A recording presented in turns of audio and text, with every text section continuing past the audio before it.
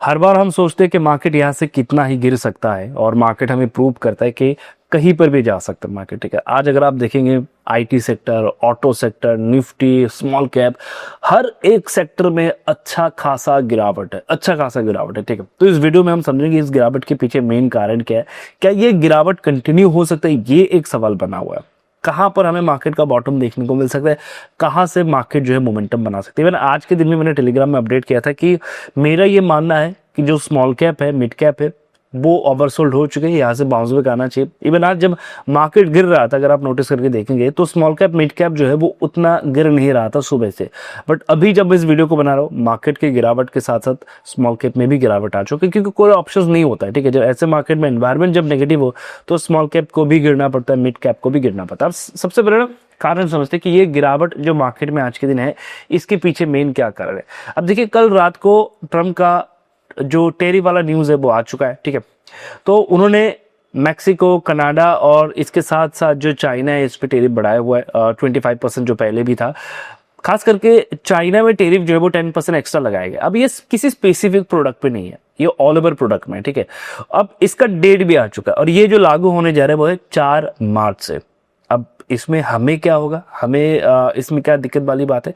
देखिए, दिक्कत ये है, उन्होंने ये भी कहा है कि हम लोग रेसिप्रोकल जो टेरिफ है ना इसको लागू करने जा रहे हैं और उसका डेडलाइन भी आ चुका है, जो लागू होने जा रहा है अप्रैल के 2 तारीख को। ठीक है, अब इससे क्या होगा, ध्यान से सुनिएगा। मान के चलिए कि सबसे पहले रेसिप्रोकल टेरिफ क्या है ना, उसमें थोड़ा सा चर्चा कर लेते हैं। बहुत से लोग इसको ठीक से समझ नहीं पाएंगे। टेरिफ समझ में आता है कि, लेकिन रेसिप्रोकल टेरिफ क्या है वो समझ में नहीं आता।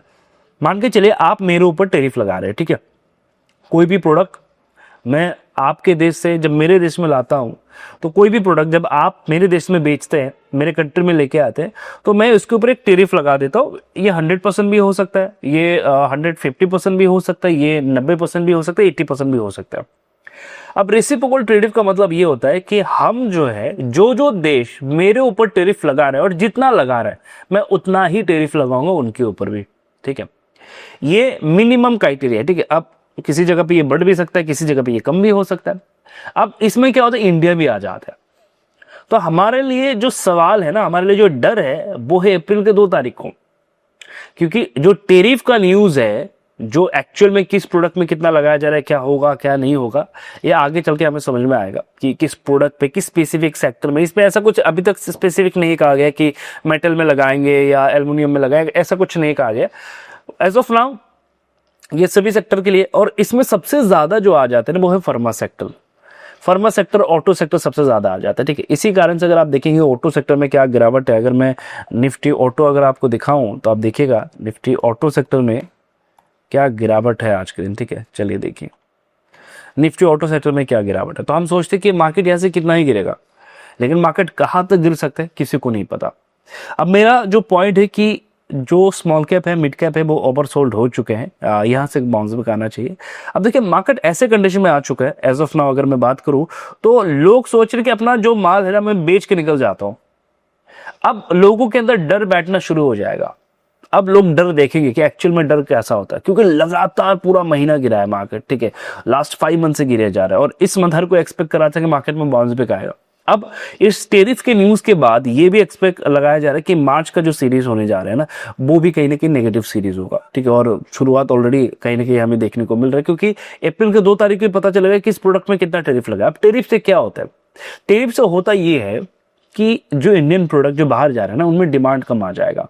अब उन कंपनी को कहीं ना कहीं घाटा होगा। ठीक है, कल ही मैं चीजें को देख रहा था, तो अगर आप देखेंगे लास्ट जो भी क्वार्टर हुए ना उसमें रिजल्ट, इंडियन कंपनीज के जो रिजल्ट है वो उस हिसाब से परफॉर्म नहीं कर पाया जिस हिसाब से हम लोग एक्सपेक्ट कर रहे थे। लेकिन हाल फिलहाल में इनको अच्छा खासा ऑर्डर मिला है और धीरे धीरे करके सुधर रहे, जितनी भी चीजें हैं वो धीरे धीरे करके सुधर रहे। ठीक है, जो कल भी मैंने आर्टिकल वगैरह देखा, चेक किया, तो वहां पर भी यही है कि कंपनी को न्यू ऑर्डर मिल रहे, कंपनीज जो है वो धीरे धीरे करके अपने सेल्स को इंक्रीज कर पा रहे, तो इसका एक पॉजिटिव इंपैक्ट होना चाहिए।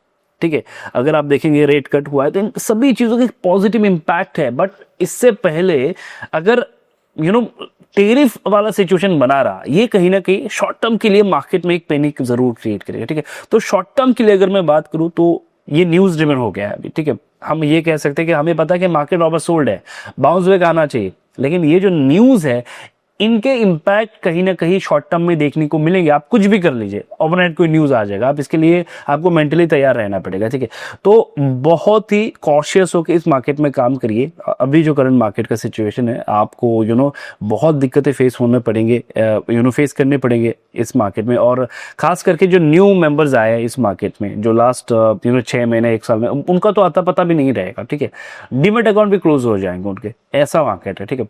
सो मेरा आप लोगों को यही सजेशन रहेगा, कॉशियस रहिए। और ये जो न्यूज़ है मार्च का सीरीज, अगर मैं बात करूँ जिस हिसाब से न्यूज़ है, तो मार्च का सीरीज भी कहीं ना कहीं हमारे लिए नेगेटिव हो सकता है as of now, but market over sold है। इंपॉर्टेंट जोन है जहाँ से बाउंस बैक आना चाहिए, आइडली इसी जगह से बाउंस बैक आते हैं, बट इस बार हो सकता है कि कुछ उल्टा हो जाए कि ऐसा और गिर जाए, क्योंकि मार्केट में कुछ भी स्पेसिफिक कहना बहुत मुश्किल है। अगर आप सुबह देखेंगे तो मैंने आप लोगों को टेलीग्राम चैनल पे एक अपडेट दिया था, अगर आप निफ्टी स्मॉल कैप को देखेंगे, ठीक है, मैं निफ्टी स्मॉल कैप को आपको दिखाता हूँ, स्मॉल कैप इंडेक्स आप देखिएगा, सुबह मार्केट गैप डाउन खुलने के बाद एक रेड कैंडल, उसके बाद मार्केट ने कोशिश की है बाउंस बैक देने की, लेकिन नहीं दे पा रहा है, ठीक है। तो इसलिए मैं कह रहा था कि स्मॉल कैप में मुझे लग रहा है कि ओवरसोल्ड हो चुके हैं, बहुत सारे स्टॉक्स अपने टॉप से अच्छा खासा गिर चुके हैं। अगर मैं बात करूं तो वैल्यूएशन भी ऑलमोस्ट प्रेफरेबल प्राइस पे आ चुके हैं, बट स्टिल अगर ओवरऑल मार्केट में नेगेटिव प्रेशर रहेगा, न्यूज़ ड्रिवन मार्केट रहेगा, तो आप कोई भी सेक्टर उठाइए उसमें भी गिरावट देखने को मिलेगा, ठीक है। अब जो डर बना हुआ है वो है आईटी सेक्टर के लिए, जो डर बना हुआ है, और आईटी सेक्टर की अगर मैं बात करूं तो इसमें एक इंटरनल न्यूज़ ये भी है कि वो उनकी जो ग्रोथ है वो अभी एक ऐसे लेवल में जाके रुका हुआ है, अब यहाँ से ग्रो करना मुश्किल है। क्योंकि एक समय पे क्या होता है कि आईटी सेक्टर को अगर आप देखेंगे तो इंडिया को हब माना जाता था आईटी में, ठीक है, मोनोपोली माना जाता था। अभी क्या हो रहा है कि अगर आप देखेंगे चाइना जो है वो आईटी में अच्छा ग्रो कर रहा है, वियतनाम जो है आईटी में अच्छा ग्रो कर रहे हैं, तो कहीं ना कहीं ये एक डर बना हुआ है इंडियन आईटी सेक्टर में, और यही कारण है जिस वजह से इंडियन आईटी सेक्टर के स्टॉक जो है वो लगातार गिरे जा रहे हैं, ठीक है।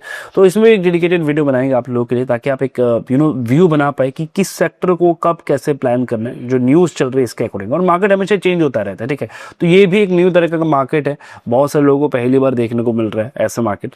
और मेरा सजेशन रहेगा कॉशियस हो, कुछ भी प्रिडिक्ट मत करो कि क्या होगा क्या नहीं होगा, बट हाँ ये जो पेन है मुझे लगता है कि बहुत ही जल्दी खत्म होने वाले, यहाँ से बाउंस बैक हम लोग एक्सपेक्ट कर रहे हैं। एंड जो भी होगा आप लोग अपडेट करेंगे, टेलीग्राम चैनल पर जुड़ जाइएगा, कोशिश करूंगा रियल टाइम में आप लोग को अपडेट कर पाओ कि क्या चल रहा है। Thank you so much everyone, video में बने रहने के लिए। वीडियो आशा करेंगे आप लोगों को पसंद आएगा। चैनल पर नए हैं, सबसे पहले चैनल को सब्सक्राइब कर दीजिए, अपने दोस्तों के साथ शेयर कर दीजिए।